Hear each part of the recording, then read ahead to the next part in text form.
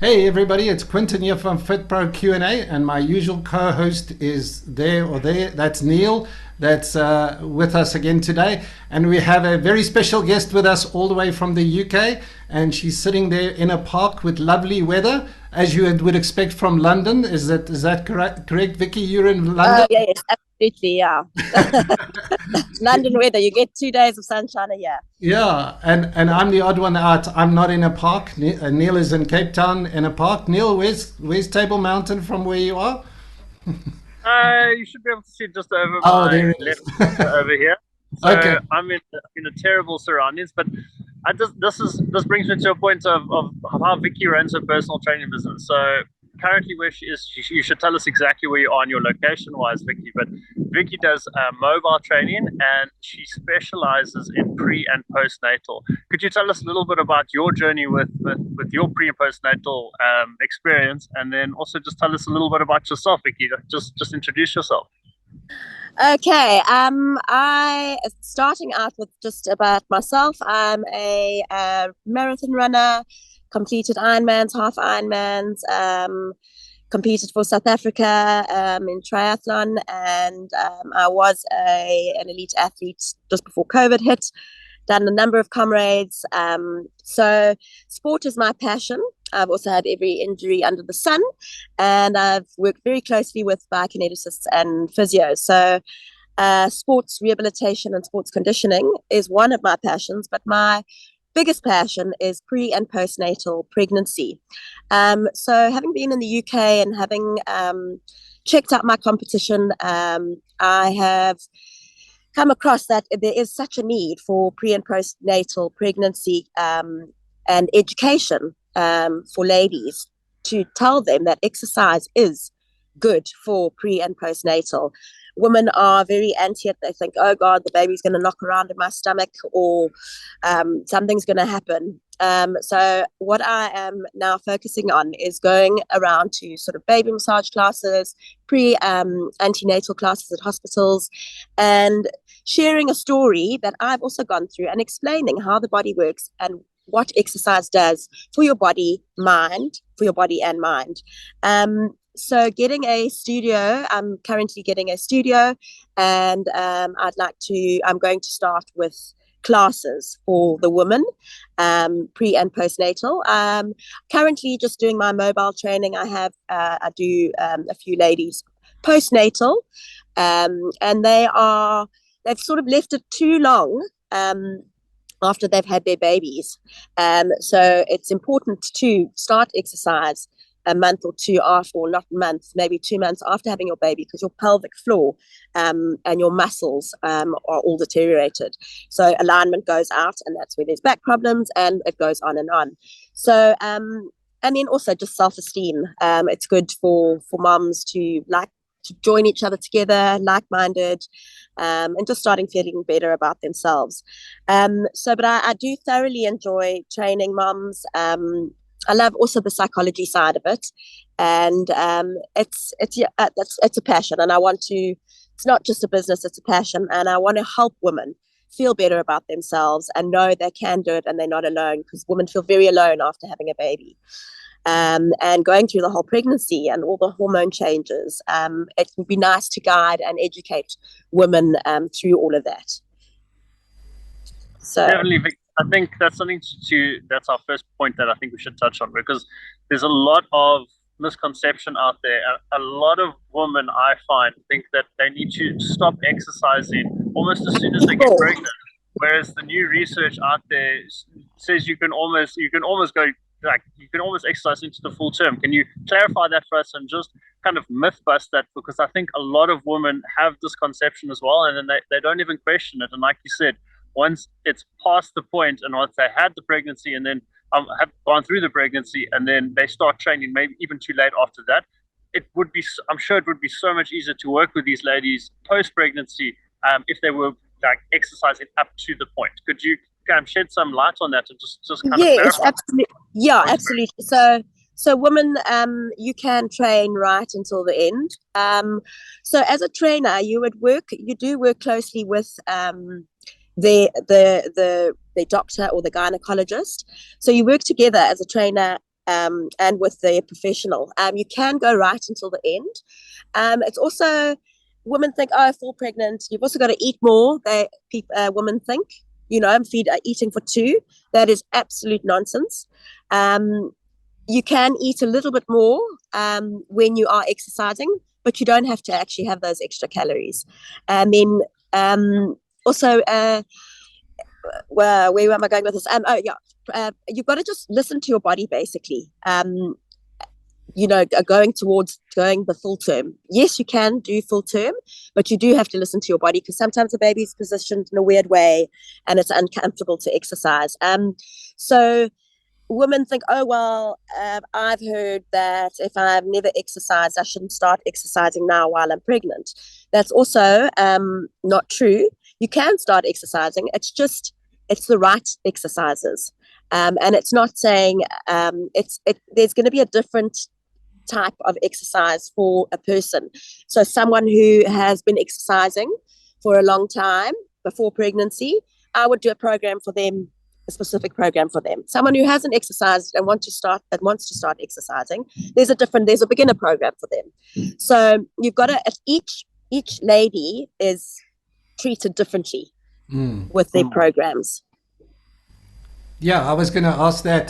Do you have a unique sort of program for every person, or are the basics there? So, for instance, what about ladies who, is there a difference between first-time moms and a second and a third baby, in terms of how you approach them? No, there isn't. No, there isn't. You've got. So it would be. So if I'm training ladies together, I'd have to do classes like a beginner class, intermediate, and more of an advanced, or put the lady in the class. So maybe put the lady who's full term, who has exercise, in a beginner class towards the end. So I would have to treat each person differently, and if it's classes, put them in the correct class. Otherwise, each program, if I'm doing a one-on-one, each program would be unique. There are obviously guidelines that you would stick to.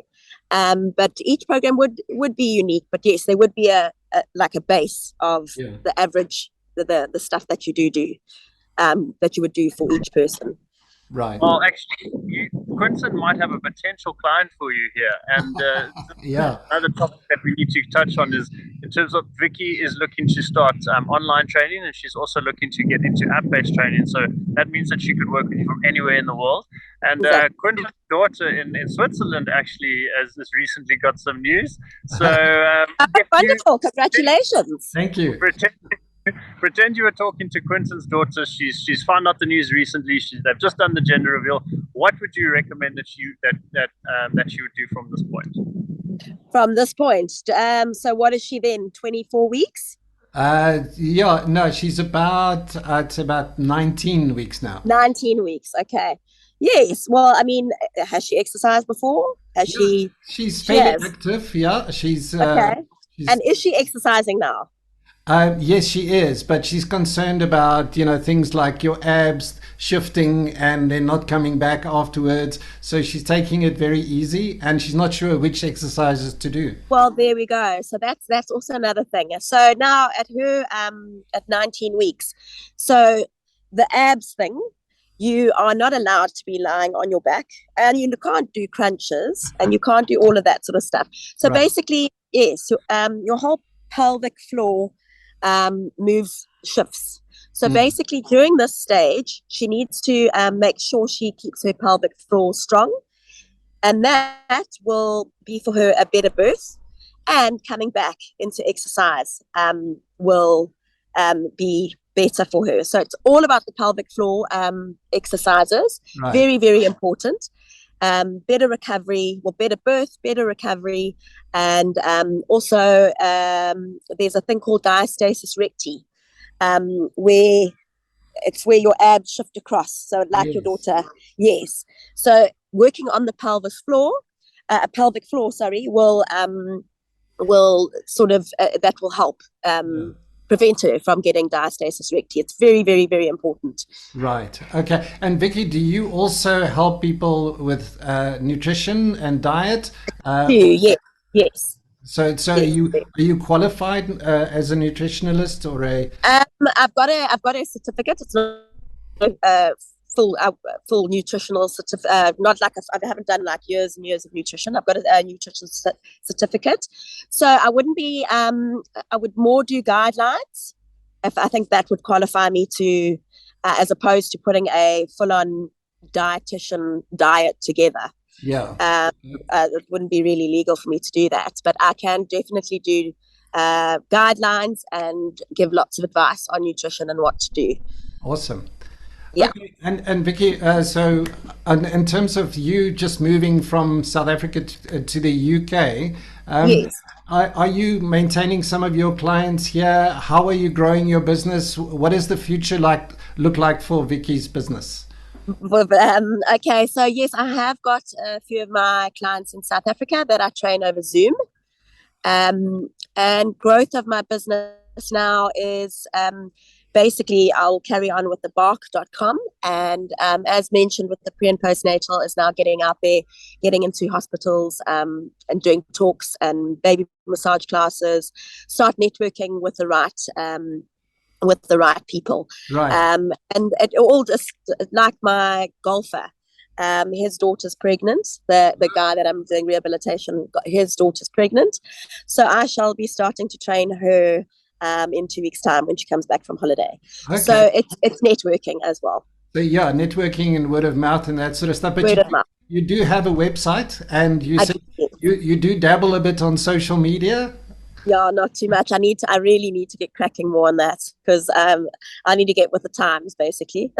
What sort of strategies are you using on social media? I'm not. That's the problem. Okay. As I said, I need someone to help me with that. Yeah. There's also so many hours in a day. I can't be thinking about and making videos for social media when I'm trying to work, and I'm a single mom. I'm trying to also drop off some pickups and social media. I'd rather be working and bringing in money than take pictures of myself and writing paragraphs about myself. Good. So, but as I said, I probably would need someone to help me, maybe employ someone at some stage. Okay. Yeah. Cool.